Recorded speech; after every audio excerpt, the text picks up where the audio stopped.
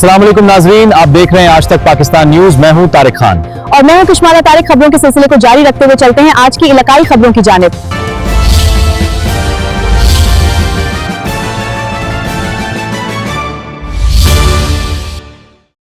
कबूला में जश्न विलादत मुस्तफ़ा सल्लल्लाहु अलैहि वसल्लम की खुशी में जश्न ईद मिलादुन्नबी का शानदार जुलूस निकाला गया, जिसमें आशिकान रसूल ने बड़ी तादाद में शिरकत करके वालिहाना अकीदत और मोहब्बत का इजहार किया।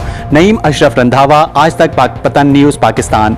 कबूला में जश्न ईद मिलादुन्नबी के सिलसिले में अजीम शान जुलूस दरबार बाबा मोहम्मद शफी से शुरू हुआ, जो मेन बाजार से होता हुआ गोला चौक 5 कर इख्तिताम पजीर हुआ।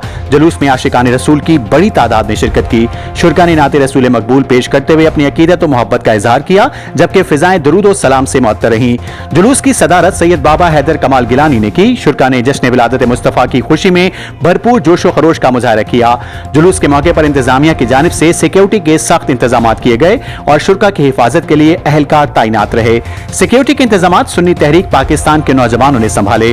कबूला में जश्न ईद मिलादुन्नबी सल्लल्लाहु अलैहि वसल्लम का ये रूह परवर इज्तिमा इश्क़ रसूल, अकीदत और मोहब्बत की खूबसूरत मिसाल बन गया।